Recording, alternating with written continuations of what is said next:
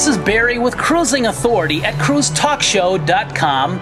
I'm going to be interviewing Mr. John Maxtone-Graham, who is a legendary maritime historian and author. But many people don't know who he is, so let me show you some of the work that he's done. This is one of his first ocean liner books, The Only Way to Cross. It's actually the Bible for ship buffs and those who love ocean liners. Then he's also written Liners to the Sun, Crossing and Cruising. He's written numerous magazine articles like this, and also many, many booklets. This is about the Norway. And then his latest book is about the Normandy. Well, let's go to that interview now. Well, now, I understand you have a new book that you're also working on about, why don't you tell our viewers and listeners what that is? 2012, as you know, will mark the centenary of the loss of Titanic. And so I expect, like many of my peers, I'm deciding to write a book about Titanic for the centenary in 2012, 100 years on. We just lost the last passenger, Milvina Dean, who was a babe in arms, and the oldest, not the oldest, but the youngest passenger on board, and she just lost her life last year. It's a difficult chore, and I've been struggling with this to find a new approach. Titanic probably has the most documented, she's probably the most documented ship of all time. Well, so much has been written about Titanic. I mean, I have a massive library of Titanic books, so I can't imagine. You have to tread very carefully and find new parts. So I start with the two great M's of Titanic, which are Morse and Marconi, and it's called the wireless miracle, and the fact that ships could communicate with each other, and in time for that. One thing I discovered on the day, literally, before Titanic, well, the day of the iceberg, that afternoon, on the 14th of April, 1912, her radio was out of business for 7 hours. And Bride and Phillips, the two operators, worked like hell all afternoon trying to track down a short. There was a short, wire had come loose and was touching against the iron housing and made the radio inoperable. If they hadn't found that short, history would have been different.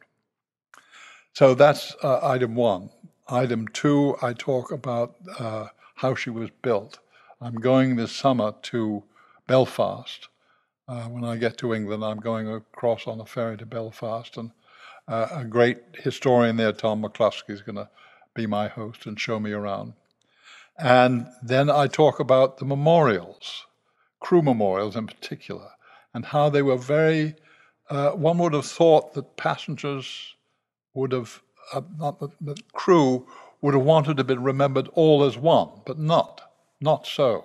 The memorials that I've investigated and explored all have the officers prominently listed and their names chiseled in marble or granite, but not the crew. There's an engineer's memorial in Southampton. All the engineers drowned. So there's this memorial to them that George V was very interested in.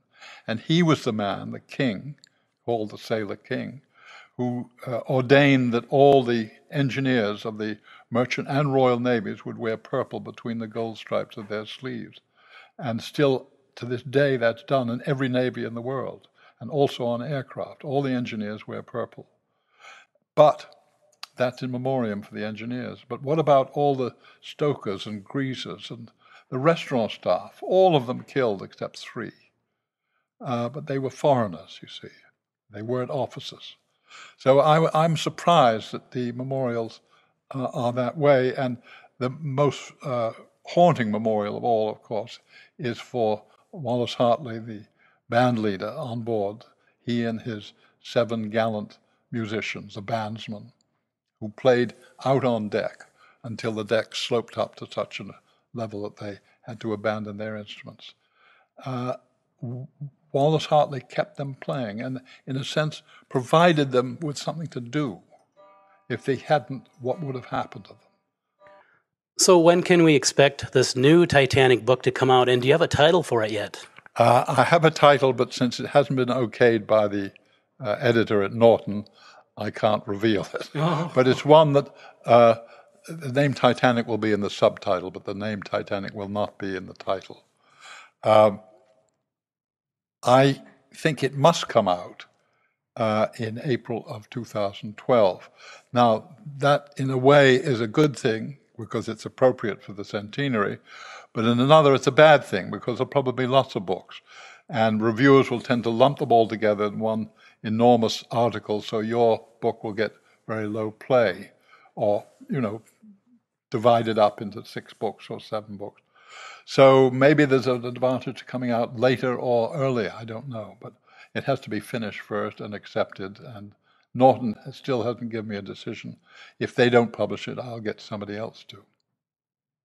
We're in your wonderful home here in New York City, and for a ship buff like me, this is like Mecca.